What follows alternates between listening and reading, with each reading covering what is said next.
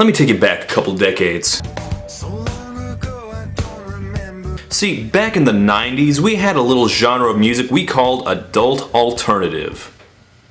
It was a new genre driven by the grunge and alt-rock boom of the early 90s, but was intended more for people turned off by the sheer loudness and rough edges of many of those bands. And instead of being inspired by metal or hard rock, it took inspiration from a variety of different genres, like the jangly college rock of the 80s, folk singers from the indie scene, and the roots rock of the 70s.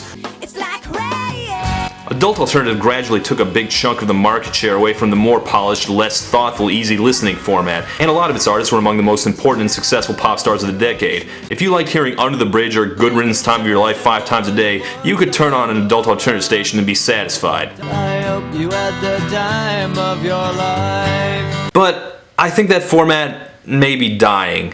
Easy listening is starting to take back over, and nowadays you're as likely to hear songs written by studio hacks like Firework or Just the Way You Are, rather than ones written by actual, artists. And there are still adult alternative bands and artists that have hits, but they just seem less important now. I mean, is a script ever going to matter as much as Oasis? Is Colby Calais anything but the poor man's Sheryl Crow? I don't think so. And I think a big reason why is that their lyrics just seem much blander. And this new breed of light rock hits, they're always love songs or breakup songs. Not over you. They just don't take any chances. If you want to see what I'm talking about, just compare the not good but at least interesting white rap that Jason Mraz released 10 years ago to the lifeless crap he makes now. It's enough to make me lament the commercial decline of Coldplay, a band I never even liked, but at least I respect they were trying harder than most of these guys. So, I guess I should be grateful that among the last remaining hitmakers in this genre, there's a band like Train around to keep things interesting. Yeah, believe it or not, I just called Train interesting. Believe me, I never thought I'd say that about the band that gave us a song as boring as Calling All Angels.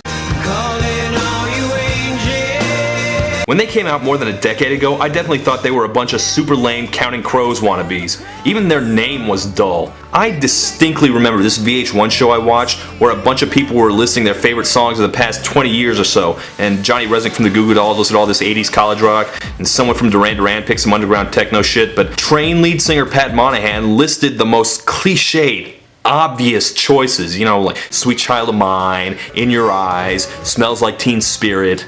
Couldn't you be any more obvious than that, Rob? How about, I don't know, the Beatles? How about fucking Beethoven? That's just kind of the band Train are. They never seemed to mean much to anybody. Train was no one's life in high school. No one doodled the Train logo on their notebooks or put up posters in their locker. Who cares, right? So what changed about them in their late period work that I suddenly find so interesting? Well, I think the lead singer might have gone insane. Let me explain. After their fourth album flopped and produced no hits, Train went on hiatus for several years, and when they reunited, they say they stopped trying to just write hits and rediscovered their love of the music. And apparently it paid off. Whereas I could usually count on hearing one or less singles from each Train album, this one produced a decent handful of hits, the biggest of which of course was Hey Soul Sister. Hey, Soul Sister. Now I gave that song a harsh review, but as mean as I was, I think I actually underplayed the crazy badness of the lyrics. Why? Looking back, the weird lyrical choices were always there. But man, Monahan just let loose with it on that last album. I legitimately don't understand how his mind works. Inside this man's head is a mess of awful word choices, terrible forced rhymes, and bizarre pop culture references. My feet have been on the floor flat like an idle singer. Remember Winger, I digress. You see, good lyricists use words like a jeweler carefully carving a diamond, using just the right words to achieve the precise effect they're going for. Monahan is like a lunatic axe murderer swinging wildly at helpless victims. And that's also true of their latest song, Drive By, which was a song that very early on I heard rumblings about being an unfathomably bad disaster. A train wreck, if you will. And when I finally heard it, yeah.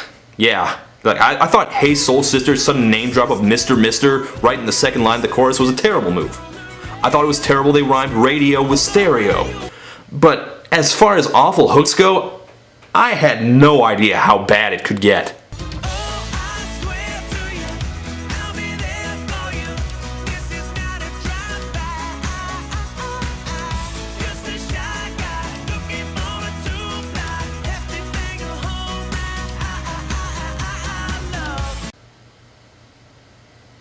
What?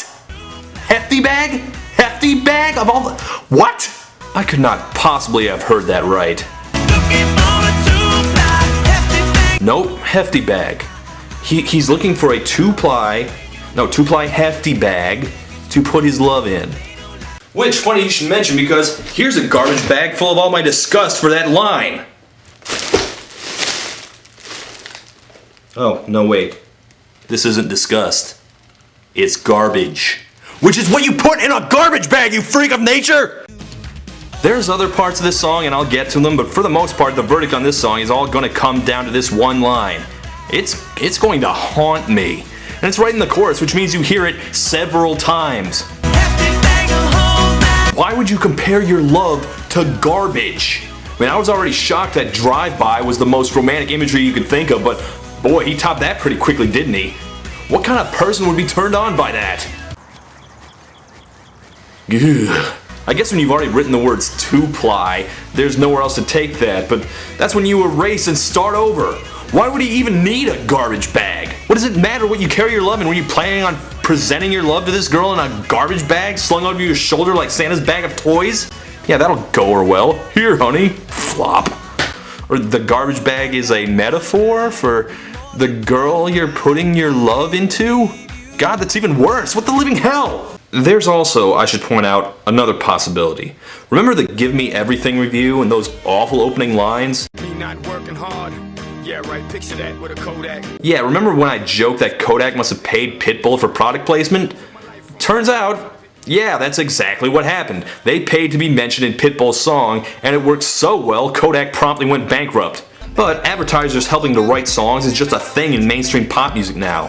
So maybe Hefty also paid for product placement here, but even if that is the case, would this song really help your product? I know I'm committed to buying my trash can liners from Glad now. I hope Hefty didn't really waste their money on this. This song has to be the worst commercial for Hefty bags ever.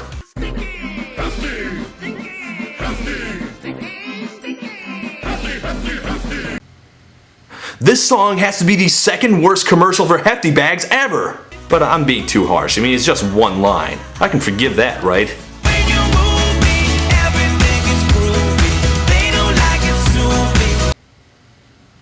Well, screw you too, buddy. Okay, I thought this guy was insane, but maybe he's just a lazy asshole.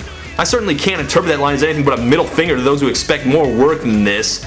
Better hope I don't sue. I'm pretty sure rhyming "move me" with "groovy" is a civil offense. Groovy. No one even says that anymore. That cliche was dead decades ago. You're old, but you're not that old, guy from Train. And it's not just the chorus that's lazy, it's in the first verse, too. On the other side of the street I knew stood a girl that looked like you. I guess that's deja vu, but I thought this can't be true, cause you moved to West LA. Like, this isn't hilarious bad, it's just sloppy. On the other side of the street I knew. I mean, what does it matter that you knew the street? Is the street your ex-girlfriend? Who cares? Stood a girl that looked like you.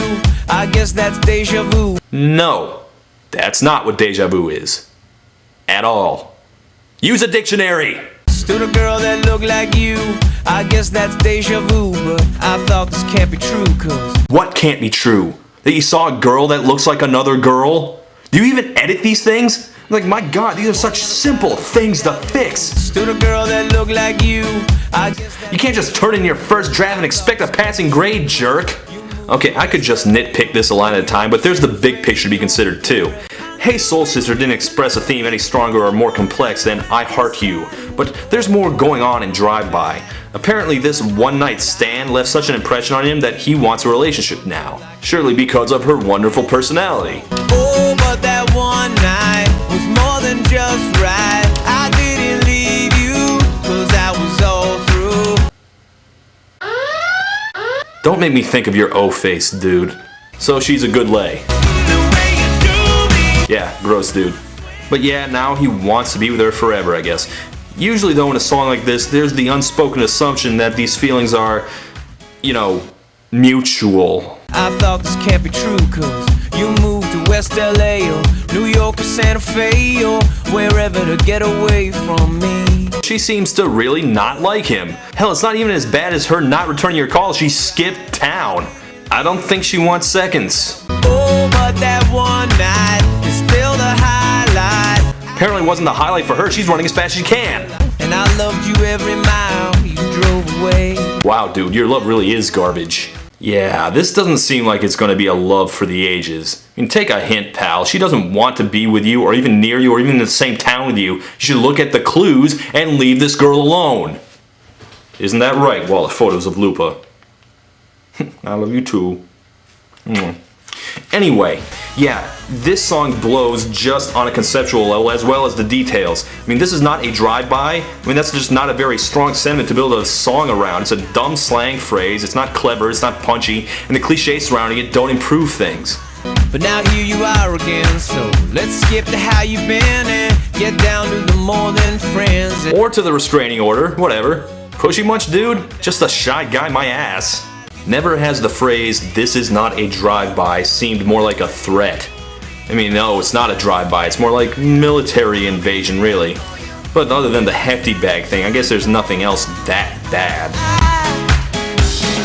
On the upside to a downward spiral, my love for you went viral.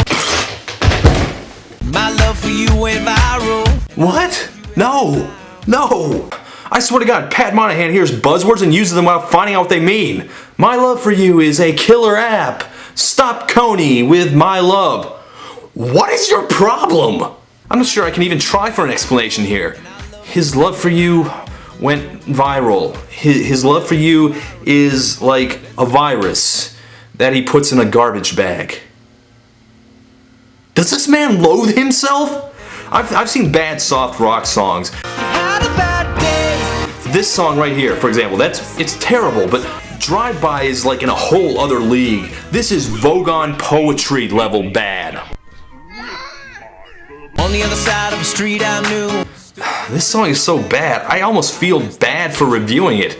It's too early to know if Drive-By will be as big as Hey Soul Sister, and we'll check back 8 months from now, I guess. But is it worse than Hey Soul Sister? Well, Hey Soul Sister was more annoying and his voice was less tolerable. And then again, he didn't do that elongating syllable thing.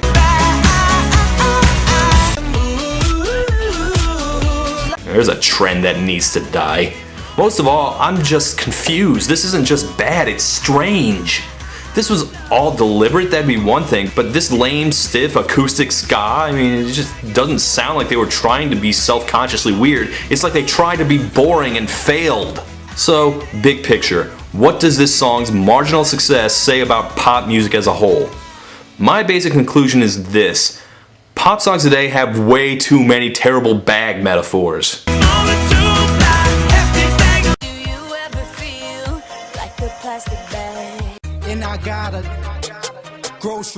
Seriously, that's the new trend now? Someone give me a bag to vomit in.